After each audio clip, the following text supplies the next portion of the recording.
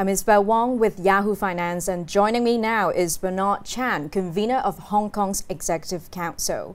As one of the top advisors to Hong Kong Chief Executive Carrie Lam, Bernard is one of the most influential politicians in Hong Kong who serves as a Hong Kong deputy of China's National People's Congress. He's also the president of Asia Financial Holdings and the chairman of its main subsidiary, Asia Insurance. He was also the chairman of the Council for Sustainable Development in HKSAR government. In this discussion, we are going to hear from Bernard about the future of Hong Kong, as well as what the post-COVID global economy is going to look like. Bernard, thank you for being here with us. Thank you, Isabel. Now, first of all, I would like to do a deep dive into the future of Hong Kong and its status as the international financial center. Because earlier this month, you mentioned a local version of the Chinese anti-sanctions law is likely going to be enacted in Hong Kong. But the international business community has been raising concerns regarding how the national security law, as well as the strict COVID travel restrictions, might be compromising the appeal of Hong Kong as an IFC. So what's your view on this, and how will Hong Kong stay competitive? Right. Well, first of all, thank you for asking that question and allow me to clarify what I said earlier. I think it was completely being played up by the media. I think they quoted me saying the anti-sanction law is coming. Now, actually, that's not what I actually said. I was being asked whether, why is it being stored? Why isn't the law that being passed in China not being passed in Hong Kong? What I referenced to was, yes, the law's been passed, and eventually it will probably pass in Hong Kong. But I think exactly to your point, I think central government is well aware the concern from the business community in Hong Kong, especially the financial sector, from the financial sectors. And so I know there has been a lot of dialogue between the Hong Kong administration with the financial sector, and also with I'm sure the Hong Kong government is in dialogue also with central government. So I think there's still a lot of rooms, I think, ongoing dialogue. So there is no time frame, as far as I know, when this local legislation will take place. As you just put it just now, Hong Kong is essentially sort of stuck in a limbo because, of course, international travel, like you mentioned, it's not resuming anytime soon, and it's waiting for a chance to reopen the border with mainland China. But Hong Kong, as one of the most internationalized cities in China, it is rather challenging to reach that zero COVID target. So is it certain that Hong Kong will not reopen internationally until the border with mainland is reopened, despite the economic consequences potentially? Indeed, it is super challenging because we have two sets of audience. Now, obviously, we have one that are very exposed to international, so they do international traveling for businesses or even family reunion, or children study abroad. So that group of constituents obviously would prefer a lesser restrictions. Whereas we have another group of constituents, both are local as well as those who are local, but they want access to the mainland market. So for that group, we would definitely need to try to contain the virus as much as we can, whether it's zero or even close to zero. It is the priority right now. Now, is there any chance that we can relax those restrictions with the international travelers? Yes. Well, first, I think the immediate, objective is to make sure that we can get as many people in Hong Kong vaccinated. At the same time, there's also an external factor, right? So we impose this strict quarantine from 7 days, 14, 21 days, based on the risk of these returnees from the countries they come back from. Now that things are actually, I noticed that many countries are actually seeing the infection rate coming down. So we may be able to lower those requirements for them. So US and UK are currently in 21 days category. Maybe they'll bring down to 14 days. So I think there's hope. There's hope that because at the end of the day, you cannot be stuck forever like this, right? Eventually, the world needs to come back together. So I think, but the question is how and how soon and so on. Pivoting a little away from COVID restrictions, because recently we just heard from Chief Executive Carrie Lam, her last policy address in her 5-year term. So could you give us some insights in terms of what are the priorities the next leader of the city will have to focus on? Well, obviously, social housing is definitely a topic. I mean, there's there's still something like minimum 5 to 6 years waiting queue for public housing. That's all largely to do with a period of time where we completely stall any construction of the housing unit for a good reason. Back then, I think there was the economy is depressed. So at the time, we decided. Then the administration decided to basically stop selling land, and so now basically we're doing catch up. So we do have now identified sites that are already ready to build something between, I think, something like about 300,000 public housing units in the next 10 years, as well as something like 100,000 private housing units in the next 10 years. So it is in the pipeline, but it's not going to happen like in the next 2 or 3 years. It's still going to take 10 years' time to catch up with the shortfall. But that's one aspect. But of course, more importantly, apart from the housing issue, is the future of Hong Kong. Now, obviously, Hong Kong is an IFC, but can Hong Kong just be an IFC? Because an IFC cannot function alone. You need other industries, right? So I think under the 14 5-year plan, basically, central governments also endorse Hong Kong's role going forward. In addition to IFC, we also the aviation, international aviation hub, trade, international trade hub, and very excitingly is the innovation and technology hub. Now that is new for Hong Kong. I mean Hong Kong has bits of that, but now even central government endorsed that role for Hong Kong, especially because our proximity with Shenzhen.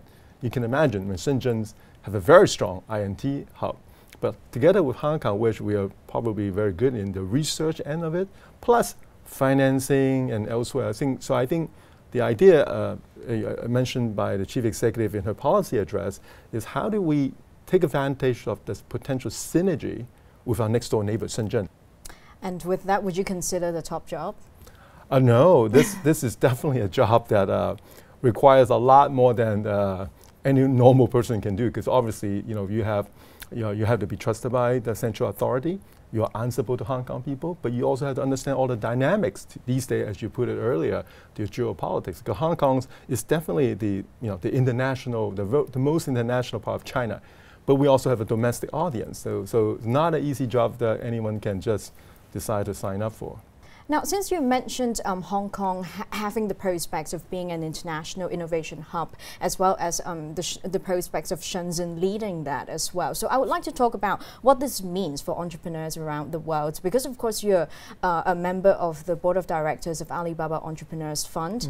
Mm-hmm. But recently we see that Beijing has been ramping up its efforts in terms of cracking down on the tech sector. So how should entrepreneurs around the world interpret this situation and make sense of the market environment? Well, I think technology is still the way to go. I mean, I don't think there's any chance of turning back. I think what happened perhaps in the mainland is more about making sure there's no one player being too dominant. I think that's what it is. Clearly, I think the writing is in the wall when we see certain tech companies, not just in China, elsewhere in the world too, right? When you have one company so dominant and start to have some impact to the social fabric, I think that's where I think maybe the authorities decide to step in and put in some regulations. But then technology is still the way forward. I mean, I don't, especially after COVID, people are so used to now Zoom into meetings and so on. So I think the application of technology will still be this, front and center going forward in every industries. Yeah, and with that, what kind of characteristics will entrepreneurs need to have in order to appeal to investors in a post-COVID world? Ooh, well, that's a tough one, because I wish I know the answer too. Well, I suppose that it's actually accelerate a lot. I mean, it's all, technology application is all about scalability, right? Can you scale it up?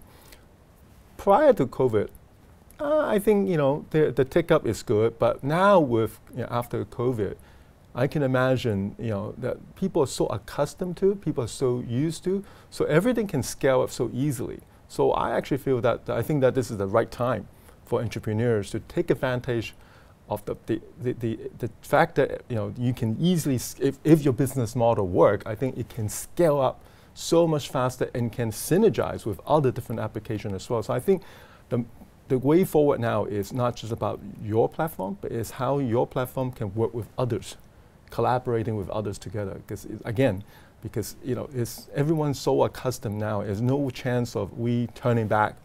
I can imagine now. I used to have physical meeting, and now that we have all done Zoom meetings, I cannot imagine. I still going to have some physical meeting, but I think Zoom or other application type of software will stay, even when travel resume and lives go back to normal. I think that will not be obsolete at all. Now, another area that has picked up momentum in the past few years is definitely ESG. While it's been around for quite a while, in the recent years, it's in a lot of discussions that we see world leaders picking up momentum for their commitments for net zero emissions. So, have you observed any changes in terms of investor appetite and investing into the betterment of the future? Oh, huge changes. Early on, you introduced me as the former chairman of the Council for Sustainable Development. I think this is at least 7-8 years ago. And we did a study on carbon emissions and so on, and we gave the report recommendation to the government. But honestly speaking, the traction is so little. Because the whole society didn't think much about carbon emission at the time. It's only 7, 8, 10 years ago, right? But today, oh my goodness, everyone's talking about it. Largely because it's also top-down, because China has made a commitment. I think it's 2060, right? Carbon neutrality. Even Hong Kong government has made a commitment to try to get carbon neutrality by 2050. And in Hong Kong in particular, we're going to stop selling fuel combustion car by 2035. That's not very far away from now. So with that kind of commitment, you can imagine it's going to create a lot of new opportunities. I understand there's already a lot of money, both private money as well as state money, are now put into the investment circle. They all try to look for solution, investing in potential solution to achieve those targets. So I think with that kind of a top-down approach and with the commitment made, I think it's going to be very exciting for this whole sector, because it's going to be an ecosystem being built. As I said, if I look back 7 years ago, little pockets here and there. But now, for the first time, I actually think this is actually a viable business model. And now, finally, this is a $1 trillion question. On ESG reporting, how do you think policymakers and the global investment management industry should approach ESG reporting across different sectors? That question was asked about a few months ago to me, and I thought, because of my previous role as the chairman of sustainable development, I thought, it's great, all the talk, ESG and so on, right? But until it's become part of the KPI for the CEO, otherwise it's just nice to have. So when I said that, when I responded to the question and how I just responded to you, a few bankers, CEO, global bankers and local bankers immediately jumped in and corrected me. He said, no, it's already now in my KPI. Well, that is going to make a difference.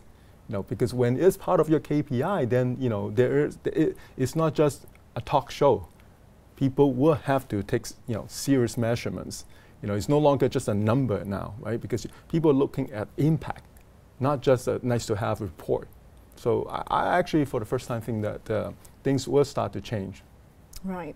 Thank you very much for the conversation, Bernard. Thank you. That was Bernard Chan, convener of Hong Kong's Executive Council.